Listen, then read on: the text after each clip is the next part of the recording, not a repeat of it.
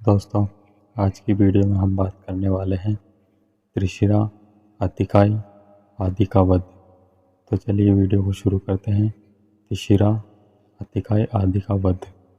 लंकेश रावण के आज्ञानुसार उसके 4 पुत्र त्रिशिरा, अत्तिकाई, देवांतक तथा नरांतक अपने 2 चाचाओं महोदर एवं महापार्श के साथ युद्ध करने के लिए चले।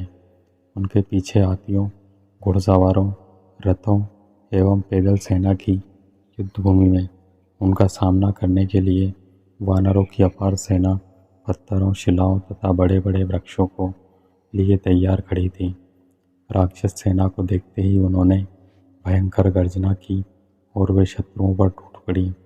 वानरों के पत्थरों एवं वृक्षों द्वारा किए जाने वाले आक्रमण के प्रत्युत्तर में राक्षस बाणों, लोह मुंदरों तथा अन्य शस्त्रों से वार करने लगे।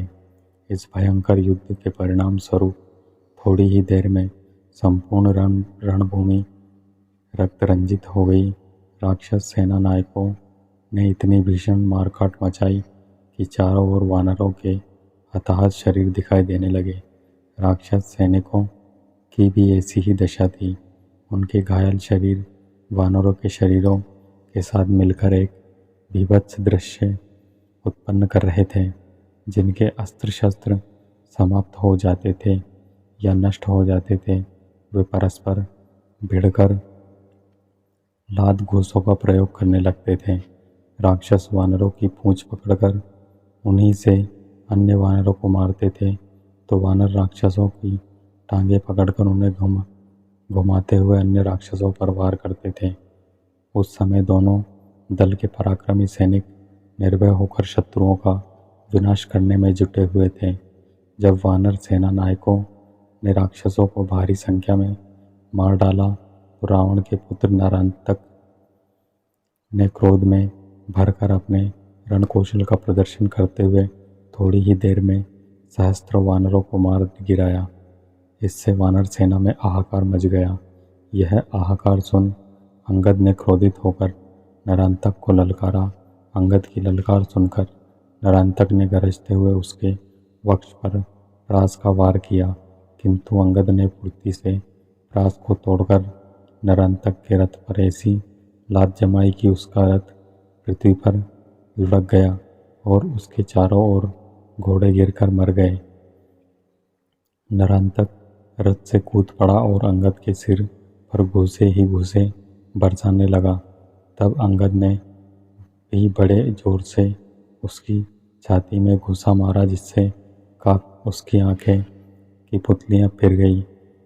वह रक्त वमन करता हुआ पृथ्वी पर ऐसा गिरा कि फिर वह कभी जीवित नहीं उठ सका।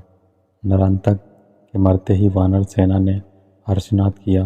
नरांतक के वध होते ही हाथी पर सवार रावण का भाई महोदर अंगद की ओर बढ़ा। भाई की मृत्यु का प्रतिशोध लेने के लिए देवांतक और त्रिशिरा भी अपने अपने रथ दौड़ाते हुए अंगद को मारने के लिए झपटे। तीनों महारथी एक साथ अंगद पर बाण छोड़ने लगे। तीनों के आक्रमणों का मुकाबला करते हुए अंगद ने सबसे पहले महोदर के हाथी को एक ऐसी लात जमाई कि वह गंभीर गर्जना करता हुआ मैदान से भाग निकला। अंगद ने भागते हुए हाथी के दांत उखाड़कर उनसे ही शत्रु का संहार करना आरंभ कर दिया। जब हनुमान ने अंगद को 3 महारथियों से घिरा देखा तो उन्होंने लपककर देवांतक की छाती में इतने जोर से मुक्का मारा कि वह वहीं पर तड़प कर ठंडा हो गया।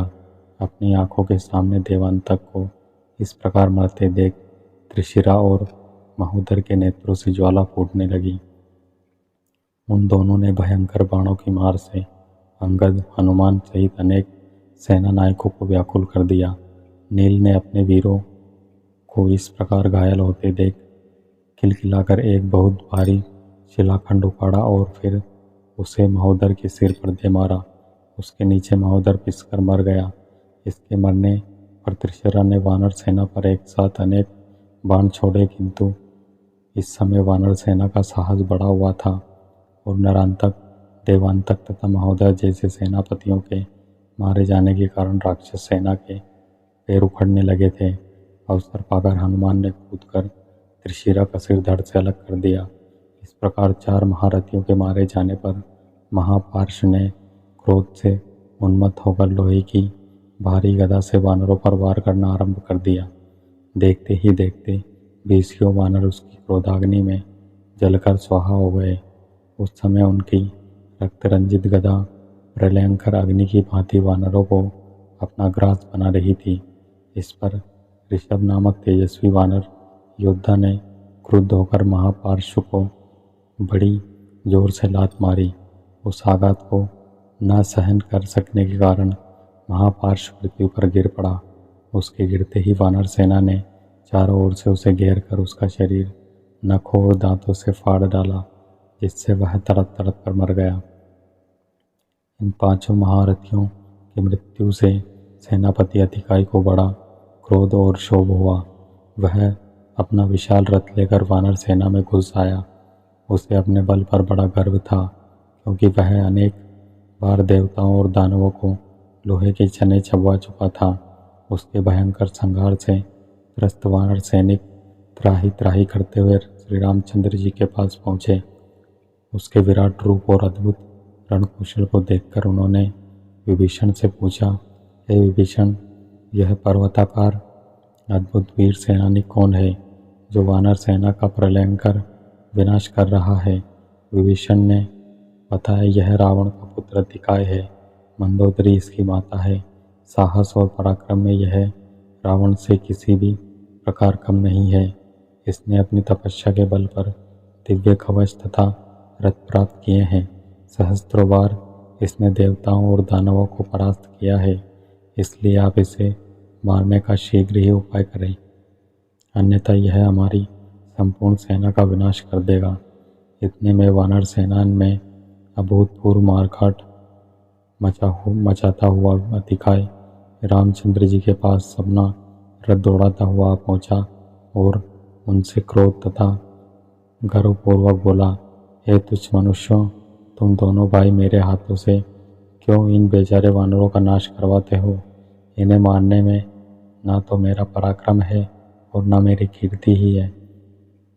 इसलिए मैं तुमसे कहता हूँ कि यदि तुम में युद्ध करने की क्षमता और साहस हो तो मेरे साथ युद्ध करो, अन्यथा लौट जाओ और वानर सेना से युद्ध बंद करने के लिए कह दो।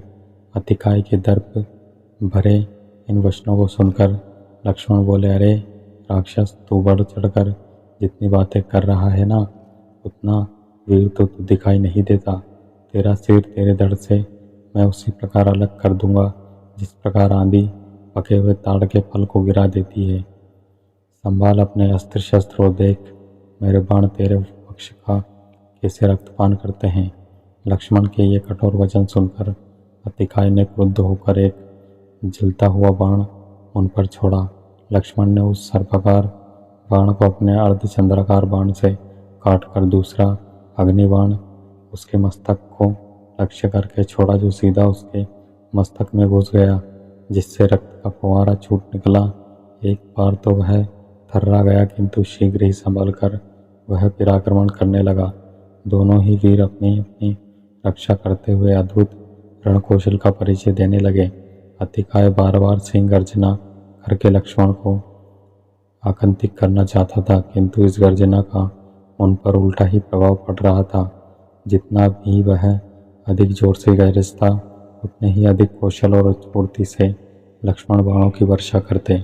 तब अतिकाय का हस्त लाघव क्षीण होता दिखाई नहीं दिया तो लक्ष्मण ने क्रुद्ध होकर उस पर ब्रह्म शक्ति छोड़ी। अतिकाय ने उसे प्रत्याक्रमण करके रोकने का निष्फल प्रयास किया। उस ब्रह्म शक्ति ने अतिकाय का सिर काटकर उड़ा दिया। उसके मरते ही राक्षस सेना निराश होकर मैदान छोड़ गई।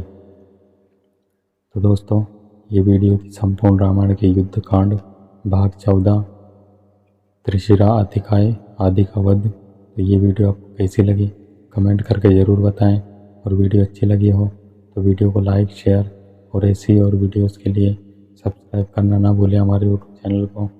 वीडियो में अंत तक बने रहने के लिए आप सबका धन्यवाद। जय श्री राम।